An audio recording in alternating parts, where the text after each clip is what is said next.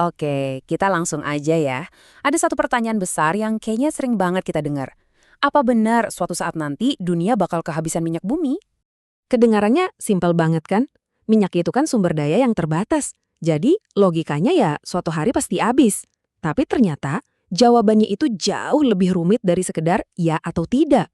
Nah ini nih yang bikin bingung. Di satu sisi, narasi yang kita dengar itu seolah-olah industri minyak lagi sekarat, bakal ditinggalin. Tapi kalau kita lihat kenyataannya, industrinya itu masih terus tumbuh dan bahkan gencar berinovasi. Jadi gimana ceritanya? Intinya begini, perdebatan soal minyak itu udah nggak lagi cuma soal masih ada berapa banyak cadangannya di dalam bumi.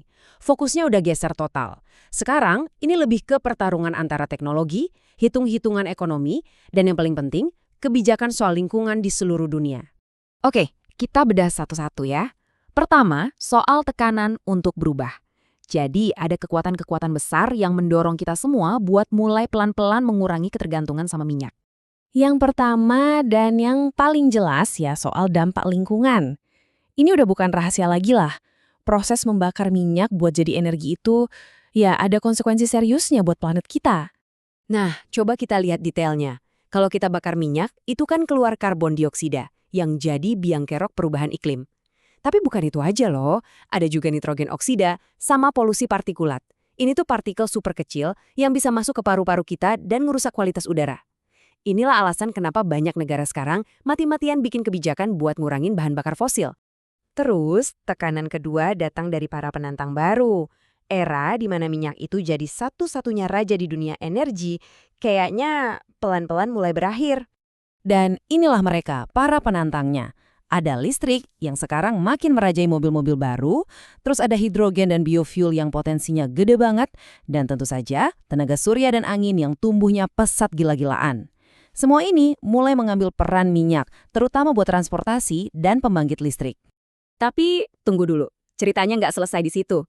Waktu dunia lagi sibuk cari alternatif, industri minyak bukannya pasrah. Mereka justru melawan balik.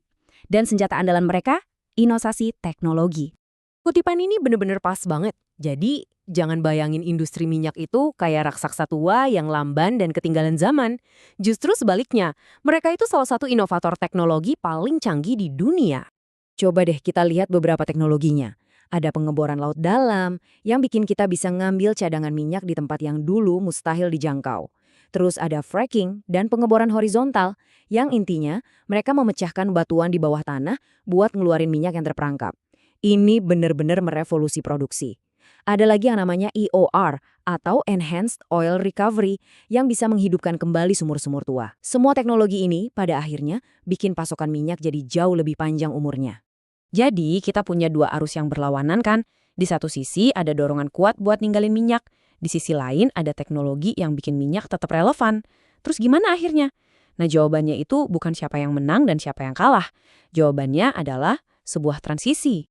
Ini dia kata kuncinya, transisi energi. Artinya, kita nggak bakal bangun tidur besok pagi dan tiba-tiba minyak lenyap gitu aja. Enggak, ini adalah sebuah proses, pergeseran bertahap menuju sebuah portofolio energi yang jauh lebih beragam. Bagan ini ngegambarinnya dengan sempurna. Anda lihat kan, masa depan energi itu bukan lagi satu lingkaran utuh yang dikuasai satu sumber aja, tapi lebih mirip kue pie dengan banyak potongan rasa. Minyak dan gas masih jadi potongan yang penting, tapi sekarang mereka harus berbagi piring sama energi terbarukan, listrik, hidrogen, dan juga biofuel. Oke, kalau minyak gak bakal hilang, terus perannya jadi apa? Nah, disinilah perubahannya jadi drastis banget.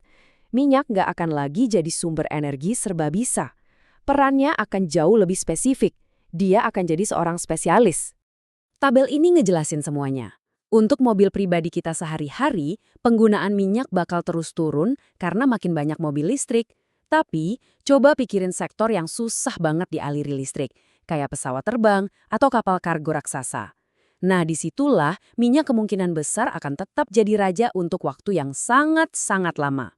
Oh, dan jangan lupa, minyak juga jadi bahan baku utama industri petrokimia buat bikin plastik, pupuk, dan banyak lagi. Jadi kalau kita rangkum, masa depan minyak itu kayak tarik tambang antara empat kekuatan besar ini. Desakan isu lingkungan, munculnya energi alternatif, arah kebijakan pemerintah di seluruh dunia, dan tentu saja inovasi teknologi dari industri minyak itu sendiri. Inilah inti dari semuanya. Pertanyaannya itu bukan lagi kapan minyak akan habis, tapi peran minyak akan berubah jadi seperti apa. Jadi, minyak gak akan menghilang, perannya aja yang bergeser, menjadi jauh lebih terspesialisasi dalam sistem energi kita. Nah, sekarang giliran Anda. Setelah melihat semua faktor ini, coba deh bayangkan 50 tahun dari sekarang. Menurut Anda, apakah dunia kita masih akan sangat bergantung pada minyak? Atau kita bakal melihat sebuah perubahan yang jauh lebih radikal dari yang kita bayangkan hari ini? Coba pikirkan.